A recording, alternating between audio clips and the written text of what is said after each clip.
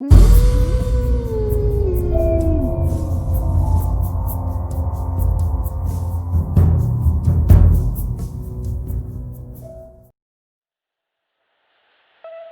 Sleep.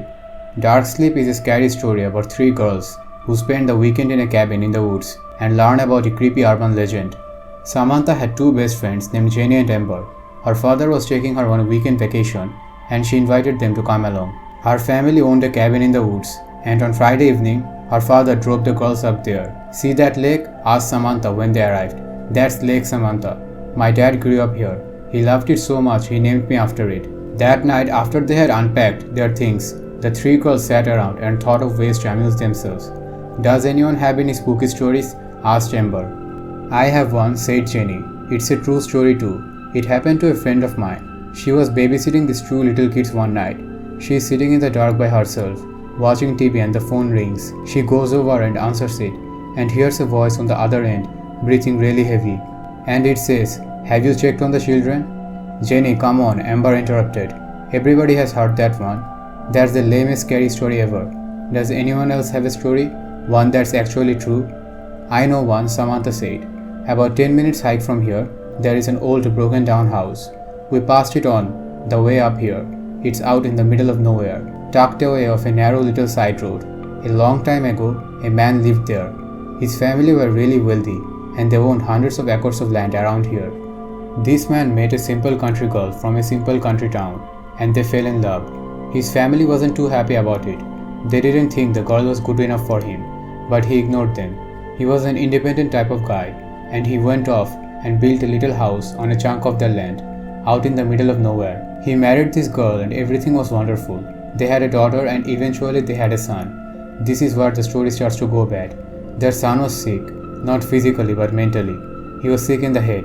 He wasn't mentally disabled or anything, he was just a little off. By this time he was 9 years old. He became too much for his parents to handle, throwing temper tantrums, erratic sleeping patterns, disappearing into the woods and hiding, that kind of thing. Not knowing what to do about his son, the man turned to his family for help. His parents had the boy taken away. They sent him to a place deep in the woods. It wasn't an insane asylum, but it catered to people with special needs, if you know what I mean. His parents thought it was for the best. Over time, the family got used to not having him around. They gradually stopped visiting him. They functioned as if they had never even had a son, and everything went back to being wonderful again. 8 years later, the boy, who was about 16 or 17 at this time, managed to escape from the hospital. The staff did a search, but he was nowhere to be found. His family was notified, and they were devastated. They were worried for his safety. He had been alone in the wilderness for weeks, and he was probably dead. But the boy wasn't dead. One night he found his way back home. He crept into his house and one by one he slaughtered his entire family. His father, his mother, his sister, all of them chopped to pieces. With the blood still dripping from his axe, he disappeared into the woods. When the grisly remains of his family were discovered a few days later, the townsfolk in the surrounding area were horrified. The police tried to find the boy, but it was no use. To this day, he has never been found. Since then, every year around harvest time, people have started to go missing, and in their place a corn husk doll would be left behind.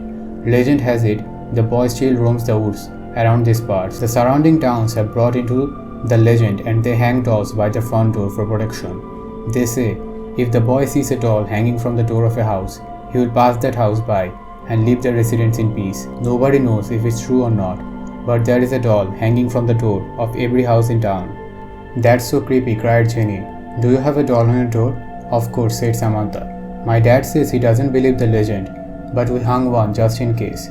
"I think I just soiled my underwear," said Amber. "Apparently the house is still haunted by the ghost of his murdered family, and if you go up there late at night, you can hear the whole thing take place all over again." "Do you think we could go up there?" Jenny asked. "Sure," said Samantha, "but tomorrow during daylight. There is no sense in tempting fate." That night the girls slept in the same room and huddled together, trying to pretend they weren't frightened by the story and expecting to hear something tapping at the window at any moment. The next morning, Samantha's father made them all a big breakfast, and they went down to the lake for a swim. Around noon, they decided to make the trip to the old haunted house. When they got there, the girls sensed an eerie presence in the old dilapidated place. It was enough to make their skin crawl. They explored the ruins of the old house, peeking into the corners and shifting through the rubble. After a while, Samantha spotted something half buried in the dirt. It was some sort of book. She dug it out and dusted it off. The girls gathered around as she opened it and began to flip through the yellowed pages. "It's like a diary or something," said Samantha. "Maybe it's his diary," Jenny whispered. "Whose diary?" asked Amber. "The guy," said Jenny. "The guy that killed his family." Samantha read the diary aloud as the others listened. "There is a dedication inscribed inside the cover," she said. "It reads, 'To my family who I love and cherish and who will always be with me.'" September 5th, 1987. "It has been hard alone. All they had to do was talk to me. They could not talk to me. I hear their voices late at night sometimes. I hear their screams. It is cold and dark. I needed love. They did not love me. The medicines are gone. I am free from all of them. If they could not love me, they had to go. Dark sleep for everyone. I hear their voices still, always screaming." December 4th, 1987. "They have stopped looking for me. It is okay for me now. I live in the forest. I chase down the animals and put them in dark sleep, just like mom and dad and sis. I visit my old house at night. I listen to the voices. At least they talk to me now." October 3rd, 1995. "I left the forest years ago and moved to a small town nearby. Nobody recognizes me. No one knows who I am.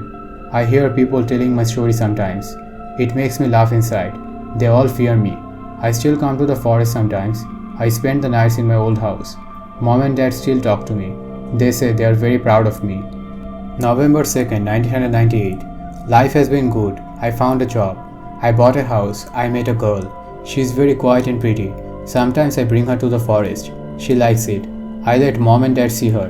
They like her." July 1st, 2000. "Today is a great day. I have a baby now. I am so happy. Mom and dad are grandparents now. My wife isn't doing so well though. It was hard for her. She might not make it. Maybe she will go in dark sleep. I am happy now." August 13, 2010. "I am so proud of my child. She is just like me, except she is much smarter. She has no problems. She doesn't hear the voices. She goes to school and has lots of friends. Not like me. Sometimes I take her to the woods. I love her so much. I named her after the lake Samantha." For a few moments after Samantha stopped reading, there was a stunned silence. "What the heck?" cried Jenny. "Samantha, is this some sort of joke?" Amber asked nervously. "It isn't funny. This can't be true," Samantha whispered. "It couldn't possibly be." Just then, they heard the sound of twigs snapping behind them. When they turned around, they saw Samantha's father standing there. There was a strange, pained look on his face, and he was holding an axe in his hands. "You weren't supposed to find that," he muttered. "There is no other way now.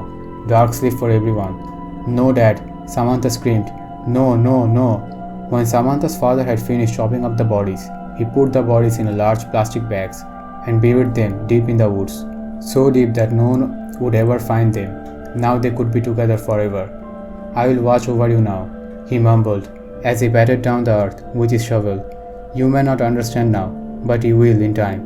This is the only way for us to be together. Dark sleep forever. We all stay together." Thank you all for watching. If you like this video, please subscribe, share and comment your thoughts about this video.